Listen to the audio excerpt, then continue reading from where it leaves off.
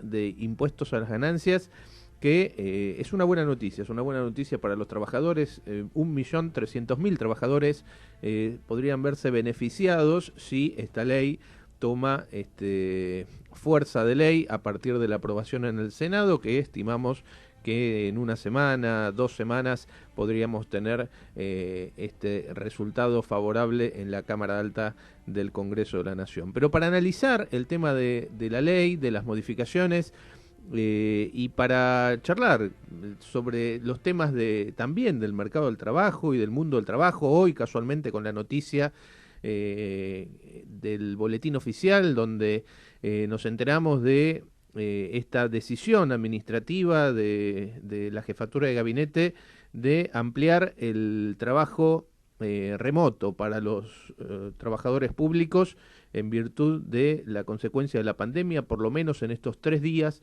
lunes, martes y miércoles previos a Semana Santa. Bueno, para analizar todo esto, tenemos en línea a Pablo Flores, que es el secretario general de la AEFIP, un amigo y un compañero muy querido de todos nosotros. Pablo, Fernando Barrera y Javier Liaño te saludan. ¿Cómo estás? ¿Cómo están? Buenas tardes. ¿Cómo estás, Fernando? Bien, bien. Bueno, un placer tenerte con nosotros, ¿eh? Bueno, igualmente, gracias. Bueno, Pablo, contanos. Sé que estuviste participando con el gremio en el debate en comisión del proyecto de modificación de la ley de impuesto a las ganancias, e incluso ustedes llevaron una propuesta al respecto para tratar en la Cámara de Diputados y bueno, el sábado tuvo media sanción. Contanos un poquito de toda esa historia. No, bueno, sí, por supuesto que lo primero que hicimos fue adherir al proyecto que presentó el presidente de la Cámara de Diputados, Sergio Massa, porque entendíamos que era lo que beneficiaba al conjunto de los trabajadores y a los trabajadores que menos ganan. La verdad que esto representa un alivio que va a llevar a más de 1.200.000 trabajadores, un poco más. Así que, digamos, nosotros apoyamos ese proyecto decididamente. Y también, bueno, también hicimos alguna propuesta que elaboramos en el gremio de hacer algunas deducciones en cuanto a algunos rubros de la economía del consumo interno, pero bueno, tuvo límites la discusión, ¿no? Y creemos que sobre todo lo que queríamos era instalar una idea de cómo empezar a discutir la cuarta categoría de ganancias, no solo el alivio que le da la coyuntura, subir el mínimo no imponible, sino que cómo los trabajadores de acá en adelante también empezamos a discutir esta famosa cuarta categoría de ganancias, que para los trabajadores en relación de dependencia, que los trabajadores bien sabemos es el impuesto al trabajo, ¿no? Bueno, esta era una gran deuda y es una gran deuda que de alguna manera empieza a tener saldado, ¿no? Diríamos los gobiernos y la democracia con los trabajadores, ¿no? Porque hace tiempo se viene reclamando esto de que el salario no es ganancia, ¿no? El salario es la forma de vida de los trabajadores. Claro, porque esto aparte, como muchos ya saben, pues esto se viene discutiendo hace años, es una distorsión del impuesto a los altos réditos de la época del 70 y pico, si no mal recuerdo, del 73, donde se impuso el impuesto a los altos réditos, que desvirtuó en esta cuestión del impuesto a las ganancias para todos los trabajadores en relación de dependencia. Aquella ley de los altos réditos en principio era para los gerentes de empresas que simulando pasar por sueldos los dividendos de las empresas, bueno, se le encontró la vuelta de cobrarle el impuesto vía este impuesto, pero bueno, por eso entendemos que el impuesto a la ganancia es una distorsión de ese impuesto y bueno, hay que discutirlo, y la discusión en el mundo viene no solo en la Argentina, sino que con la pandemia también se empezó a generar esta discusión que se dio con el impuesto, no impuesto solidario, que es a los grandes patrimonios. ¿Cómo se reemplazaría? Digamos, los trabajadores venimos pagando hace décadas el impuesto al trabajo, como decimos nosotros, y bueno, y ahora por por una situación excepcional se le quiere cobrar una sola vez a los grandes patrimonios, y bueno, está la discusión que donde se rehúsan a pagar. Bueno, la verdad que entendemos que más allá de las posiciones personales de los que tienen que pagar o no, entendemos que es una discusión que se viene dando en el mundo, y bueno, creo que va a tener que tomar, por lo menos los trabajadores vamos a tener que tomar la iniciativa de cómo discutir esta cuarta categoría, ¿no? Para reemplazarla, y quién, digamos, va a pagar, digamos, lo que se recauda, ¿no? Por este impuesto. Lo que hay algo que quedó claro con la pandemia son las condiciones de desigualdad social y económica, ¿no? Es decir, entre los sectores de recursos y fundamentalmente entre los sectores del trabajo, ¿no? Es decir, y a veces cuando uno escucha algunas declaraciones, incluso hasta en cuestiones básicas y elementales, ¿no? La semana pasada una ex ministro anunció que las vacunas tendrían que ser podrían ser pagas o venderse en el mercado, como para que aquellos que pudieran comprarlas se la compren y se la apliquen, ¿no? Es una demostración de desigualdad frente a algo que es elemental, que es la escasez de vacunas para la humanidad, ¿no? Porque acá estamos hablando no solo de nuestro país, sino en el mundo. Este problema es un problema que nos aqueja a todos, y que alguien proponga que el que la puede pagar que la compre, es como que sostiene ese criterio de desigualdad, ¿no?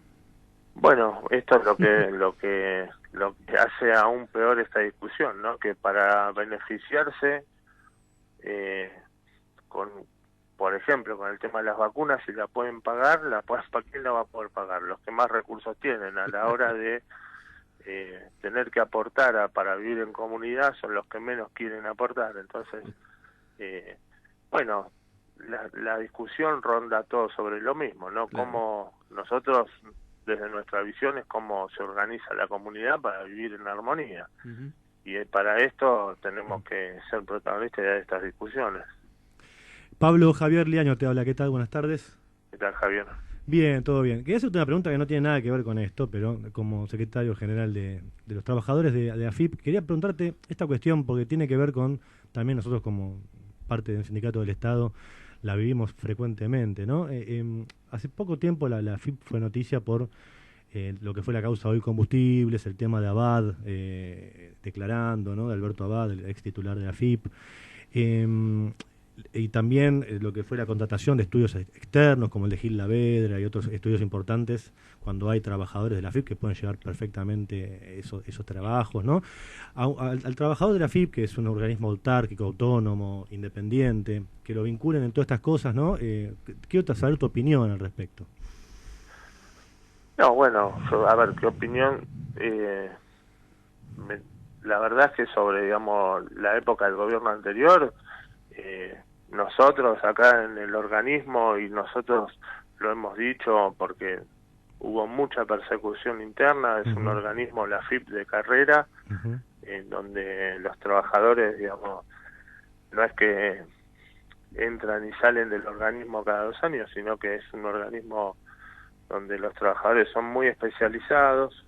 Bueno, la verdad es que se vivió una época muy difícil. Bueno, a ver, las opiniones mías son todas políticas sobre este tema, sí. Porque, como vos decís, se contrataban estudios, se contrataban, digamos, todo para el sector privado. De hecho, la AFIP estuvo conducida por un ingeniero industrial, especialista en empresas offshore. Desde ahí para abajo te puedo decir, no sé, lo que quieras. Pero bueno, es una discusión donde me parece que el Estado estuvo capturado por los intereses particulares. Desde ahí se generaron todo tipo de estas cuestiones donde, bueno, la causa del combustible es una de las que se conocen, y bueno, pero creo que la AFIP como instrumento estratégico del Estado fue utilizado para algo que realmente no se debe utilizar. Pablo, ¿cómo está hoy la AFIP? desde tu visión gremial? Está por un lado, y por el otro, ¿cómo está prestando servicio con esto de la pandemia y el trabajo a distancia? Y con las limitaciones de la pandemia, si bien somos trabajadores esenciales, la pandemia limita mucho, hay mucho porcentaje de trabajo remoto, si bien los inspectores siguen trabajando en forma presencial, y los lugares de atención al público con horarios reducidos y con los protocolos que se han acordado entre la AFIP y el sindicato, hay atención presencial, pero bueno, vía, digamos, todas estas cuestiones que dificultan la atención, el organismo sigue trabajando y sigue recaudando, ¿no? La verdad es que ahora, como decías vos, que salió un nuevo decreto para la administración pública de volver al teletrabajo, si bien nosotros somos esenciales, hay que ver qué pasa después de estos 3 días, ¿no? Porque la expectativa de sacar esta medida por un rebrote no creo que dure 3 días nada más, ¿no? La expectativa es a frenar un poco este segundo rebrote del virus y bueno, y ahí a ver cómo se acomoda todo nuevamente. ¿Cómo afectó a la AFIP la situación económica de la pandemia? Es decir, hubo una baja importante de la recaudación, ¿verdad? Y en las épocas donde hubo menor actividad, que es donde se cerró completamente por el ASPO, me parece que fue el periodo más duro. Después empezó, lógicamente, a tener su crecimiento nuevamente la recaudación. Hoy estamos en números bastante bien, bastante por arriba de lo que se esperaba. Pero hubo momentos muy difíciles el año pasado, y de hecho eso es lo que dificultaba, ¿no?, sostener todos estos programas como el ATP y las asignaciones que se le dieron a casi 10.000 trabajadores. Pero bueno, me parece que el Estado Nacional hizo el esfuerzo de llevar estos programas que le llegaron a toda la comunidad, o en su gran mayoría quien se pudo, pero bueno, la AFIP trabajó mucho en esos programas, ¿no? El ATP, y ahora no me sale el nombre de... el IFE. El IFE, exactamente. El ingreso federal. Ingreso familiar de emergencia. Bueno, la AFIP trabajó mucho en esos programas. Y bueno, fue una decisión del Poder Ejecutivo, y hubo momentos difíciles donde la caída de la recaudación reflejó lo que era la caída de la actividad económica por el cierre casi total de... Pero bueno, con el correr llegando en los primeros meses, digamos, fue difícil, llegando para de septiembre, octubre en adelante fue repuntando, y nosotros vemos que hoy la actividad está creciendo. ¿Hay algún tema que no te hayamos preguntado, Pablo, y que te gustaría comentar a los oyentes? No, la verdad es que esta situación en la que estamos atravesando me parece que es la que tenemos que poner todos un poco el hombro, ¿no? A nosotros nos toca desde la actividad sindical, desde la actividad política, pero bueno, creo que el aporte de cada sector de la sociedad es lo que nos va a sacar adelante a todos. Así que esperamos nosotros poner nuestro grano de arena, sabemos que todos los compañeros están haciendo lo posible. Bueno, simplemente, digamos, esperar que esto mejore. Bueno, gracias, Pablo, por estar aquí en Castillo de Cartas, acompañarnos en el programa, y bueno, desde ya a disposición para cuando podamos volver a comunicarnos, ¿eh? No, gracias a ustedes, Un saludo a la audiencia. Un abrazo grande. Hemos hablado con Pablo Flores, secretario general de AFIP. There ain't no secrets anymore.